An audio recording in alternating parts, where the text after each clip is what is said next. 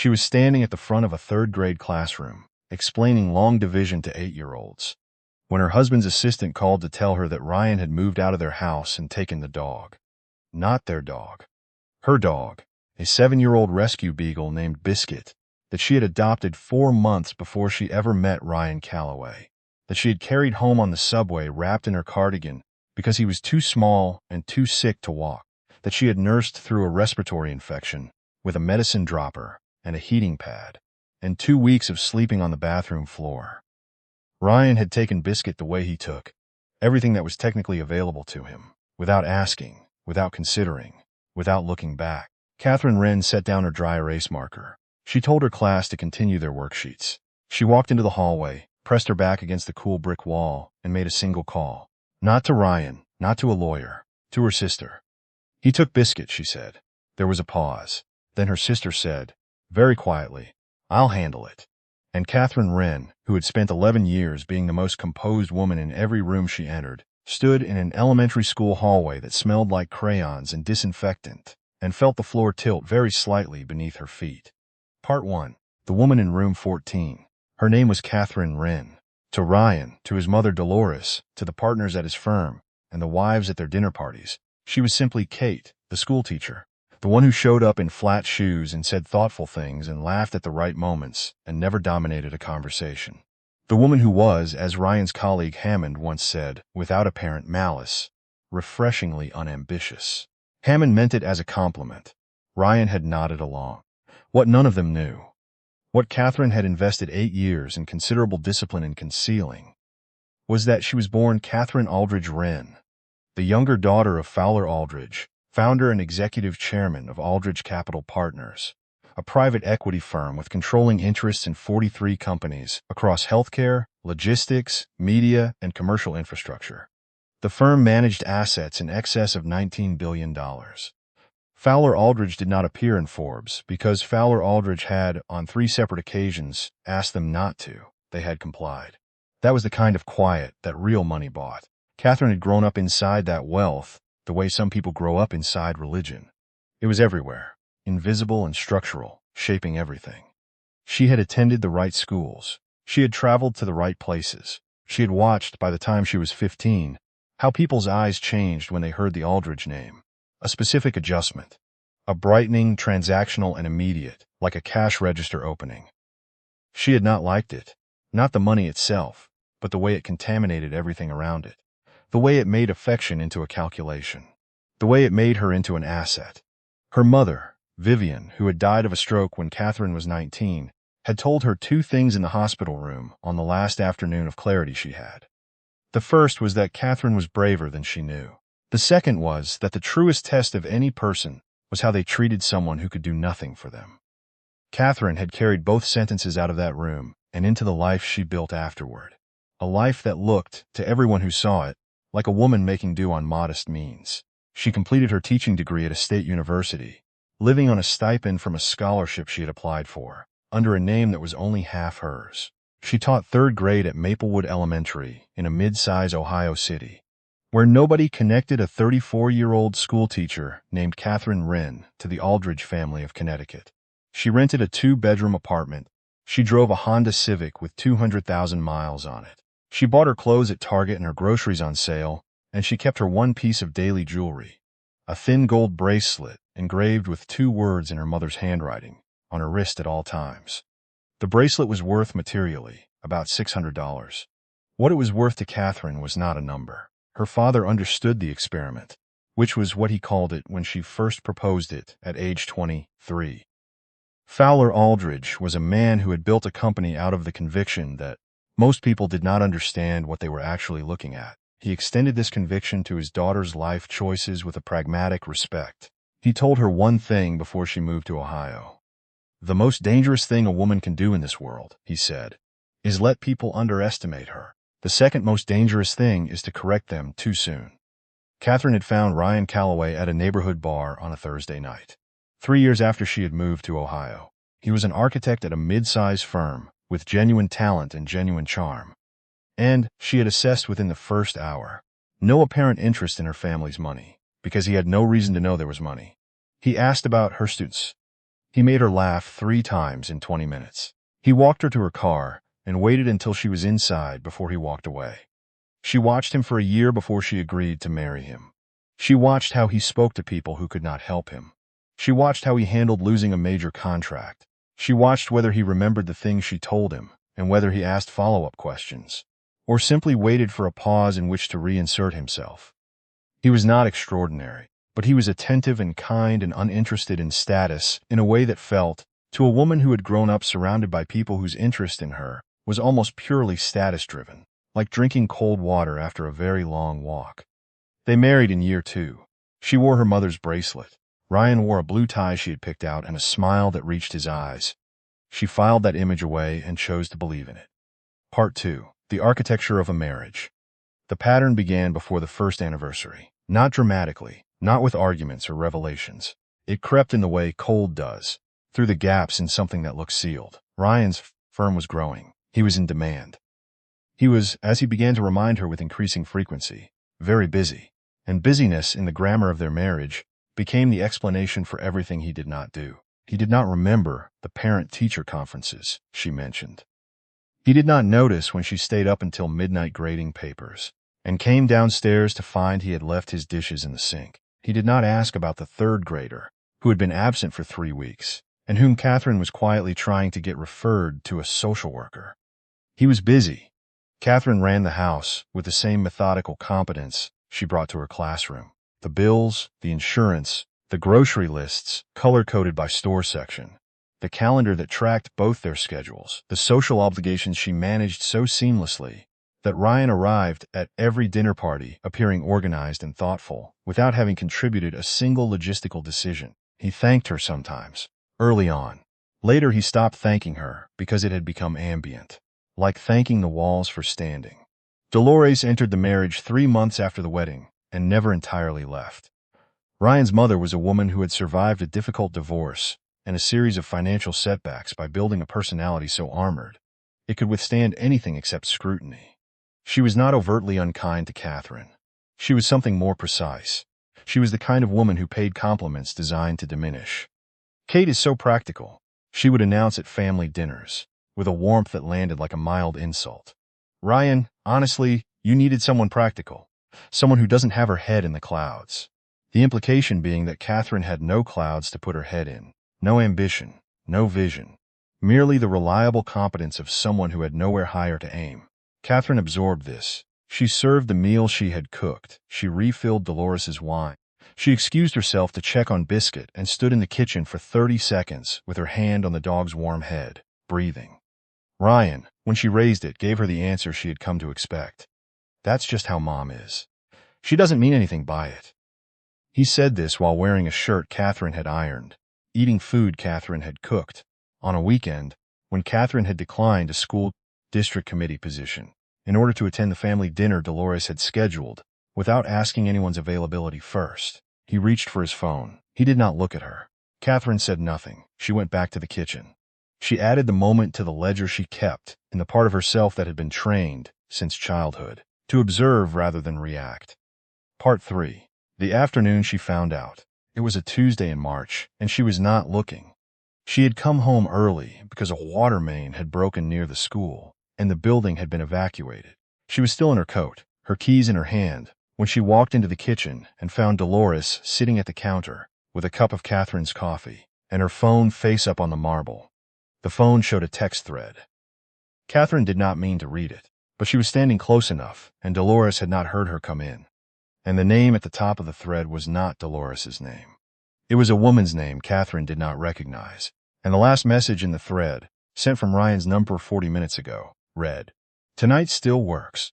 She thinks I'm at Henderson's. Don't text after 8. Catherine stood in her kitchen doorway for 4 seconds. Dolores looked up. Her expression moved through 3 phases in rapid succession: surprise, calculation, and then a smooth, practiced composure that told Catherine everything she needed to know about how long Dolores had been aware of this. "Kate," Dolores said, "you're home early." Catherine looked at her mother-in-law. She looked at the phone. She looked at the coffee cup. Her coffee cup, from the cabinet Ryan had never once opened because Catherine always set his cup out for him. "I am," Catherine said. She set her keys on the counter. She went upstairs and changed out of her work clothes. She came back down. She made herself a cup of tea. She sat at the other end of the kitchen island and asked Dolores, with complete neutrality, whether she would like more coffee. Dolores said yes. The normalcy of it seemed to unsettle her. She had expected, Catherine thought, something louder. Catherine did not give her loud. That night, after Ryan came home at 10:15 smelling of a restaurant that was not Henderson's, after he kissed her cheek in the perfunctory way of a man performing a role he had stopped caring about, after he fell asleep at 11, Catherine sat at the kitchen table with her laptop and began to do what the women in her family had always done when confronted with a problem that required clarity over emotion. She investigated. It took her 3 weeks to build the complete picture. The woman's name was Tara Sinclair. She was 31, worked in marketing at a tech company downtown, and had been involved with Ryan for approximately 8 months. The evidence was not difficult to find. Ryan was not a careful man. He was a man who assumed that someone else was managing the details, and in this he was not wrong. Except that the someone who had always managed the details was now paying very close attention to them. Catherine documented everything. Credit card records showing restaurants and a hotel in the short north, a parking garage receipt on a Saturday when Ryan claimed to be at a site inspection, a photograph she took herself from across the street of Ryan and Tara walking out of a wine bar in the Oregon district on a Wednesday evening, his hand at the small of her back. She organized it all in a folder on a cloud drive that only she could access, dated, annotated, cross-referenced. She did not cry. Not because she did not feel it. She felt it the way you feel a broken bone, clean and structural and undeniable, but because she understood with the part of her mind that had been trained to receive impact without collapsing, that crying was a luxury for later. Right now there was work to do. Her father had told her not to correct too soon. She was going to be very, very precise about when she corrected. Part 4. The night at the Glenmont. The Glenmont dinner was Ryan's idea, which is how Catherine knew something was wrong before she even arrived. Ryan did not plan things. Ryan had not planned a meal, a reservation, a social event, or a logistical anything in 4 years of marriage. Every dinner they attended, every trip they took, every holiday card that went out under both their names, Catherine had organized all of it. For Ryan to propose a dinner at a restaurant on a specific date was so far outside the established pattern that Catherine noted it the way a doctor notes an unexpected test result, carefully. Without immediate interpretation, they arrived at the Glenmont at 7:30. It was Ryan's firm's annual client appreciation dinner, held in a private room on the second floor, 40 people, cocktails, and a 4-course meal. Catherine wore a dress she had owned for 3 years that still fit perfectly. She wore her mother's bracelet. She had done her own hair. Tara Sinclair was there, not as a guest. As the +1 of Hammond Beal, Ryan's senior partner, who had apparently met Tara at an industry networking event and found her charming and brought her without mentioning it to Ryan. Catherine watched Ryan see Tara from across the room. She watched the color leave his face and return in a slightly different arrangement. She watched Tara clock Ryan, then Catherine, then make a decision that telegraphed itself clearly in the set of her jaw. Dolores was also there. Ryan had invited her.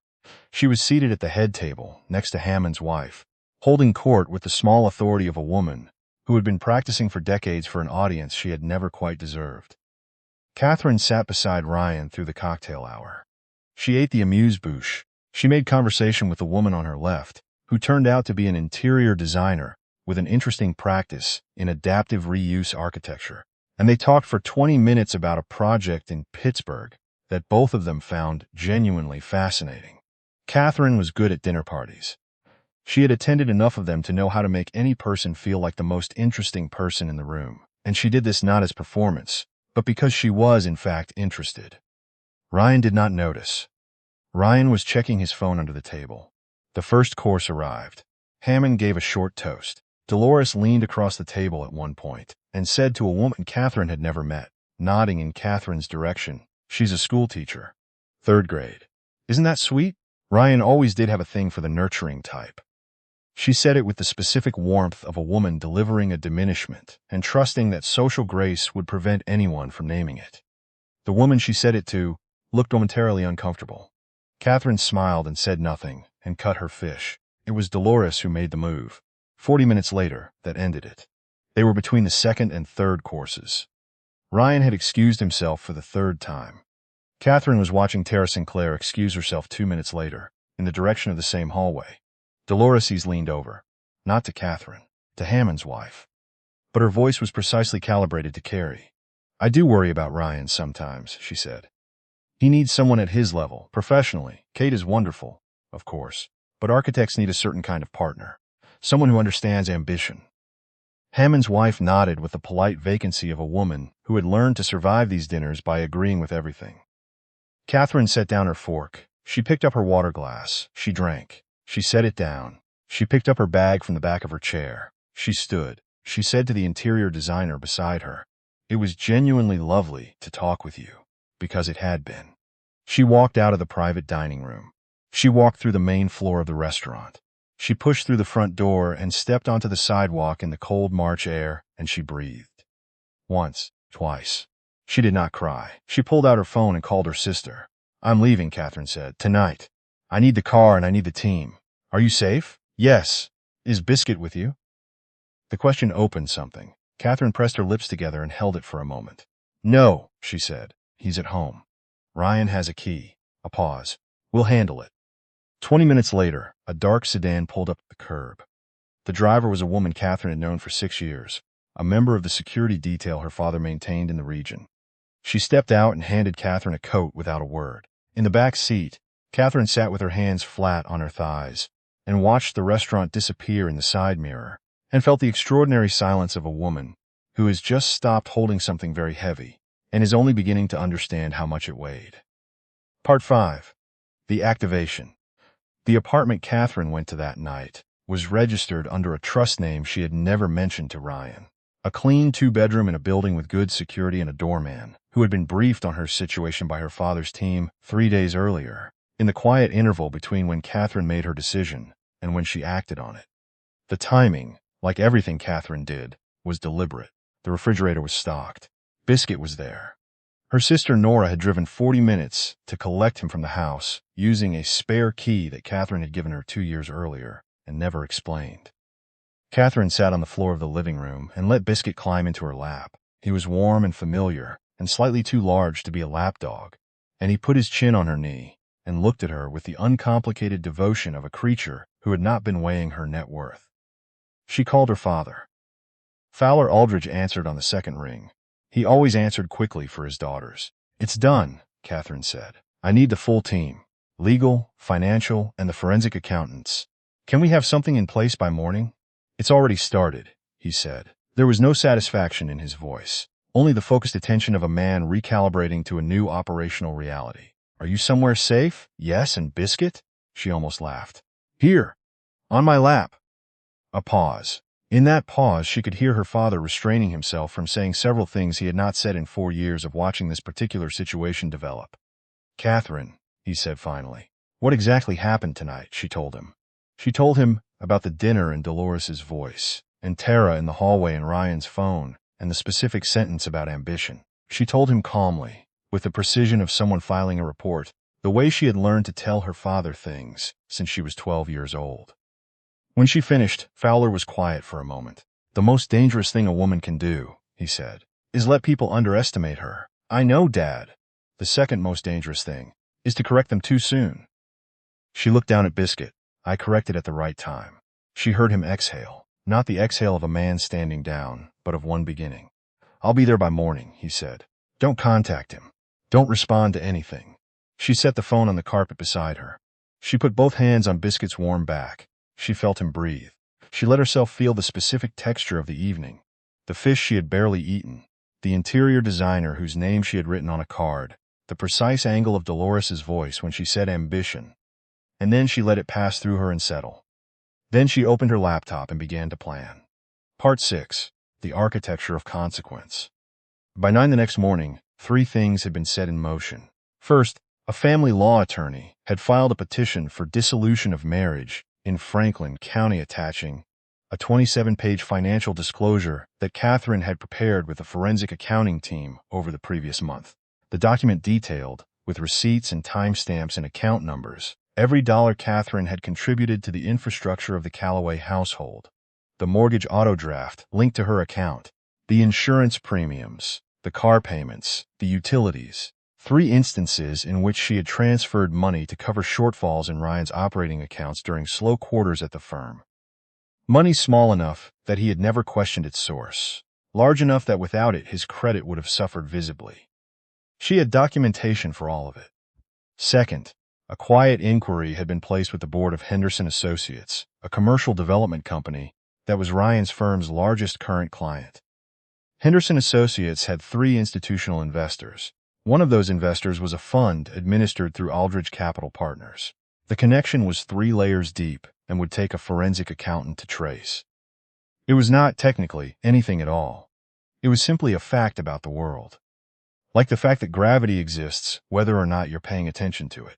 Third, and most specifically, a call had been made to the managing partner of the building, where Ryan's firm leased its studio space. The building's owner was a real estate holding company. The holding company was a subsidiary of a development trust. The trust had, for the past 18 months, been in active acquisition discussions with an entity that Fowler Aldridge sat on the board of. The call was not a threat. It was a scheduling inquiry. But it placed the situation on someone's radar, and that was enough. Catherine did not orchestrate any of these things to punish Ryan. She set them in motion the way you set a clock, not to make anything happen, but to ensure that time was being counted accurately. She wanted the accounting to be correct. She wanted the record to reflect what was true. What was true was that Ryan Calloway had lived for 4 years in a house whose every functioning system Catherine had built and maintained. What was true was that his comfort, his professional stability, his social life, his wardrobe, his dinner reservations, his reputation as a man who had things together, all of it had been engineered by the woman he introduced as Kate, my wife. She teaches 3rd grade, in a tone that expected to move quickly on to more interesting topics. Catherine watched the weeks unfold with the patient attention of someone reading a document they have already written. Ryan discovered the auto-drafted mortgage on day 4. When it failed to process, a notice arrived in the mail that he could not explain. He did not know the mortgage company's name. He had never seen the account number. He called the bank and was on hold for 40 minutes and accomplished nothing productive. He discovered the utilities on day 9. The electric bill was in Catherine's name. So was the internet. So, it turned out, was the subscription to the parking garage where he kept his car, a convenience Catherine had arranged 3 years ago during a particularly chaotic month, and simply never undone. He discovered that he did not know his own insurance policy number on day 12, when his car needed a minor repair and the body shop asked for his carrier information, and he had to call Catherine's attorney to get it. The attorney provided it, once, clinically. Tara lasted 6 weeks. She had met Ryan Calloway at a networking event, and seen a man with a beautiful studio apartment and strong professional energy, and a clean kind of confidence that suggested he had his life in order. She had been correct that he had his life in order. She had been incorrect about who had put it there. Ryan, absent Catherine's invisible architecture, was a man who ate takeout 7 nights a week, who could not locate his own lease agreement, who had a dying plant collection he did not know how to water, and who called his mother daily in a register that Tara recognized. After the 3rd week, as the register of a man who had transferred his dependency from one woman to another, without ever identifying it as dependency. She left on a Saturday morning with her overnight bag, and the pleasant neutrality of a woman closing a tab she had decided was not worth running. She did not leave a note. There was nothing she felt needed to be put in writing. Ryan sat on the couch that afternoon, with a beer and the television, and a specific expression that Catherine, had she been there to observe it, would have recognized immediately. It was the expression of a man discovering for the first time and too late that the ground he had been standing on was not ground at all. Part 7. The Symposium. The invitation came through Ryan's firm, addressed to Catherine as the spouse of Ryan Calloway, to attend the annual Architecture and Design Symposium, hosted by the Columbus Arts and Infrastructure Foundation. Catherine had attended for 3 years running, had sat through panels on urban development and green building standards, had spoken briefly to presenters afterward, in a way that Ryan had always noticed was well received without ever asking why. This year, Catherine received a second invitation, this one addressed to Catherine Aldridge Wren, Director of Community and Cultural Investment, the Aldridge Family Foundation. It arrived in a cream envelope with embossed letterhead. It listed her as the event's premier presenting sponsor. It asked if she would be available to deliver the keynote. She said yes. She arrived alone. She wore a gray suit, clean and precise, and her mother's bracelet. Her hair was up. She walked through the lobby of the Columbus Museum of Art at 7:15 and did not look around because she did not need to. She knew exactly where she was going. She had attended this event enough times to have mapped every room. Ryan saw her from across the lobby. He was standing with Hammond and two clients, holding a glass of wine, wearing the blue sport coat that Catherine had bought him for his 38th birthday. He saw her and something happened to his face. Not collapse, not recognition, but a sequential series of recalibrations so rapid they resembled a small controlled implosion. Dolores was there. Ryan had brought her again, in the ambient way he had always brought her to things, as though his mother were a plus one, who simply traveled permanently attached to him. Dolores saw Catherine and went still in the specific way of a woman whose internal calculations have just returned an unexpected result. Catherine walked to the registration table. She was greeted by name by two people, escorted to the head table, offered water, given a printed program that listed her name in the second position on the front page, beneath the foundation's name, which was printed in the typeface that foundations used when they wanted to suggest permanence. Ryan worked his way across the room toward her. She saw him coming. She did not move toward him or away from him. She stood with her water glass and let him arrive. "Kate," he said. His voice had the quality of a man who has been rehearsing a sentence and is discovering, at the moment of delivery, that it does not fit the room. "Ryan," she said. He looked at the program in her hand. He looked at the table she was standing beside. He looked at Hammond, who was approaching with an expression of professional delight, hand extended toward Catherine. "Catherine Aldridge Wren," Hammond said. "I had no idea you were connected to the Aldridge Foundation. What a wonderful surprise. My God, the work your family has done for development infrastructure in this city." "Ryan, did you know about this?" Ryan said nothing. Hammond did not wait for an answer. He was already introducing Catherine to the two clients, who were already expressing the specific warmth that people expressed when the gravity of a room shifted towards someone and they needed to realign. Dolores appeared at Ryan's shoulder. She looked at Catherine. She looked at the name on the program. She looked at Hammond shaking Catherine's hand. Something moved across Dolores's face that Catherine had never seen there before. Not shame, exactly. Not remorse. Something more preliminary. The early edge of the understanding that she had, for 4 years, been performing dominance over a woman who had been extending her a courtesy she had not earned and would not have recognized. Catherine delivered the keynote. She stood at the podium for 5 minutes. She spoke about the Foundation's investment philosophy. She spoke about the principle that the most important infrastructure in any community was the kind that nobody saw. The systems that ran in the background, that maintained coherence, that absorbed shocks, and kept things functioning while the visible architecture got the attention and the credit. She spoke about teachers and nurses and social workers and the particular kind of competence that never made it onto a program, because it did not know how to promote itself. She did not look at Ryan while she spoke. She looked at the room, at the 200 people in it, at the designers and developers and civic leaders who were leaning slightly forward, the way people leaned when a speaker had their complete attention without asking for it. When she finished, the room applauded in the way that told her the words had landed somewhere real. She returned to her seat. Ryan leaned toward her. "Catherine," his voice was very low, "I didn't know about your family, about any of it. I swear to you I did not know." She turned her head and looked at him with the quiet directness of a woman who has finished needing something from a person. "I know you didn't know," she said. "We were married for 4 years. You never asked me a single question about who I was before I met you. Not one. You knew I had a mother who died. You knew I liked the window seat on planes. That was the extent of it." She paused. "You weren't incurious about me because you were busy. You were incurious about me because you weren't interested. And now you're standing next to me at a table with my family's name on the program. And the only thing you can think to say is that you didn't know." She picked up her water glass. "You should have asked," she said. She turned back to the room. She did not look at him again. Part 8. What remained? The weeks that followed completed the accounting.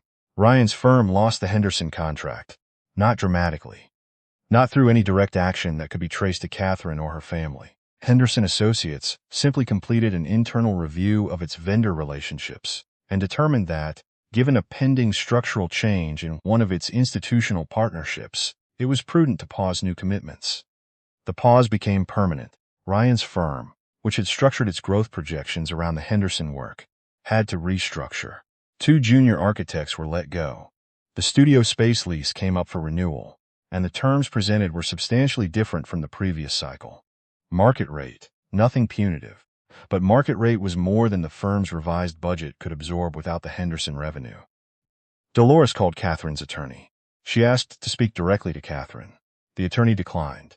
Dolores left a voicemail. Catherine's assistant summarized it. 11 minutes, contained the word misunderstanding repeatedly, contained the word family many times, did not contain a single specific acknowledgement of what Dolores had done, or said over 4 years of targeted diminishment, delivered in the warm voice of a concerned observer. Catherine did not listen to the voicemail. She had her assistant note it in the file and delete it. Ryan sent a letter, a physical letter, handwritten, which she gave him credit for. In it, he said he was sorry. He said he had taken her for granted. He said he had been selfish and inattentive, and that he was working on understanding why. He asked whether there was any version of a conversation she would be willing to have. Catherine read it twice.